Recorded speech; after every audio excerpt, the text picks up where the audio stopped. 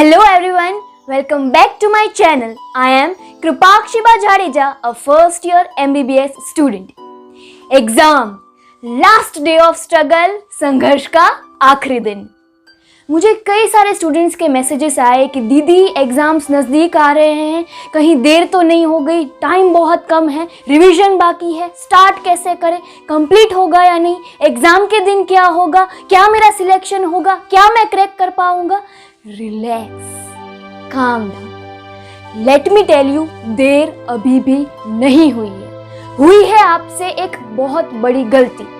और वो गलती ये है कि जब आपके पास टाइम था तो सबसे पहली स्ट्रेटेजी कि 3 दिन दूंगा एक चैप्टर को और उस चैप्टर में इतनी मेहनत करूंगा कि कोई भी क्वेश्चन आ जाए मैं सॉल्व कर डालूंगा। लेकिन फिर से एक टाइम गया, एक दिन में एक चैप्टर कंप्लीट करेंगे, ये एक नई स्ट्रेटेजी बनाई।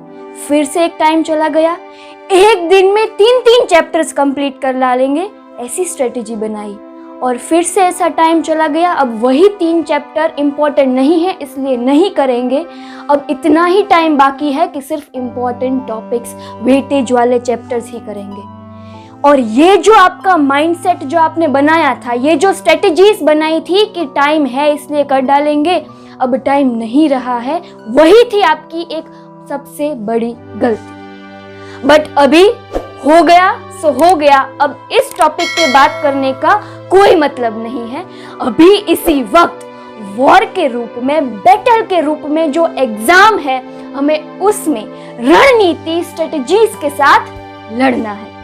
सो इस वीडियो में मैं आपसे शेयर करूंगी मेरी हर एक पर्सपेक्टिव, मेरा हर एक पॉइंट ऑफ व्यू कि जब मेरी एग्जाम्स नजदीक आती थी, जब मुझे टाइम कम मिलता था एग्जाम्स में लड़ने के लिए, तब मैं क्या करती थी, what did I do. First thing, पहली चीज जो मैं अवॉइड करती थी वो है टॉकिंग। टू टॉक लेस, जितना हो सके उतना कम बोलो या तो बोलो ही मत। मैंने मेरे पहले वीडियोस में भी importance of silence, the silent killer, ऐसे कई वीडियोस में मैंने बताया था कि स्टूडेंट लाइफ में चुप रहना कितना इंपॉर्टेंट है, बोलो बहुत कम। और ये ऐसा टाइम है जहां पे आप किसी को भी क्लैरिफिकेशन दे दो, इतना टाइम नहीं बचा है। ये जो प्रीशियस टाइम है, ये कुछ दिन जो एग्जाम्स के बीच में होते हैं, वो कितना इंपॉर्टेंट है वो आपको समझना है। और अगर आपने ठान ली तो एक स्टूडेंट जो 6 महीनों से कुछ करने की ट्राई कर रहा है, उससे कई गुना आप कर दिखा सकते हो।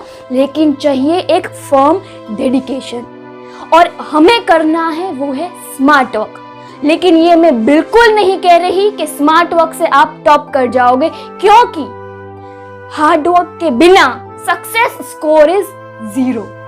लेकिन हम इस जमाने में रहते हैं जहां पे हार्ड वर्क के साथ स्मार्ट वर्क का भी उतना ही बड़ा रोल प्ले है।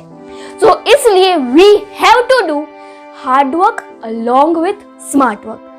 अब बात आती है स्ट्रेटजीज की। तो जैसे मैंने पहले कहा कि अब टाइम बचा है सिर्फ और सिर्फ इंपॉर्टेंट टॉपिक्स करने का, तो सबसे पहले segregate all the important topics जिनका वेटेज बहुत ज्यादा है, और फिर उन दोनों को डिवाइड करो, ऐसे टॉपिक्स जो बहुत आपके वीक है और कुछ ऐसे इंपॉर्टेंट टॉपिक्स जो बहुत स्ट्रॉन्ग है, आप उसमें से कोई भी क्वेश्चन आए आप सॉल्व कर पाओगे। अब 2 दिन, पूरे 2 दिन वही इंपॉर्टेंट टॉपिक्स करो जो आपके वीक है, जो आपके स्कोर को बढ़ा सकते हैं। पूरे 2 दिन वही टॉपिक्स करो, बाकी के बचे दिन हमें करना है रिवीजन। और रिवीजन ही ऐसी चीज है जो आपके कॉन्फिडेंस लेवल को बढ़ा सकती है और आपको मेंटली स्टेबल कर सकती है। लेकिन अब सवाल ये आता है कि दीदी एग्जाम के पहले मॉक टेस्ट दी जानी चाहिए या नहीं। So my answer would be yes, क्योंकि मैंने कई सारी मॉक टेस्ट पेपर दिए थे एग्जाम्स के पहले।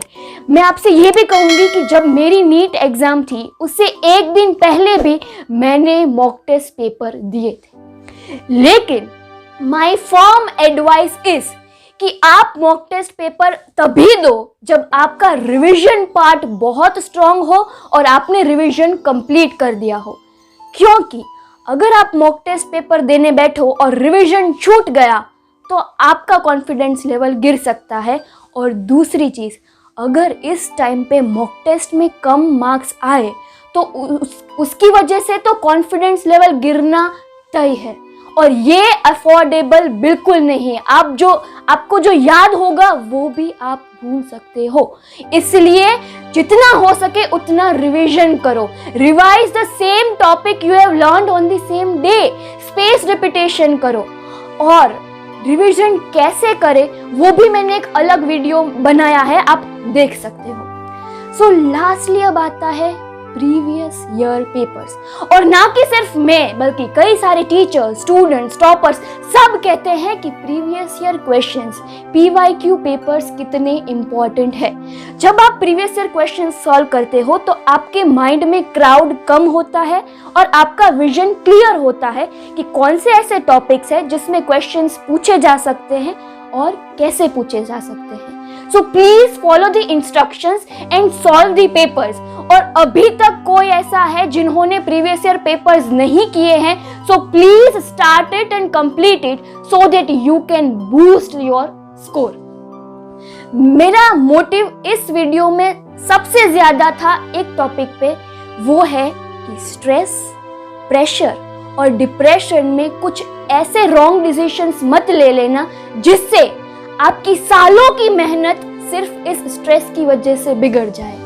बी मोटिवेटेड, अपने इनर सेल्फ को जगाओ, खुद को ऐसा जुनून दो कि मैं कर पाऊंगा। Start planning yourself, schedule yourself, strategies बनाओ, क्योंकि खुद से स्ट्रेटजीज बनाई जो हम बनाते हैं वो इजीली इम्प्लीमेंट हम कर सकते हैं।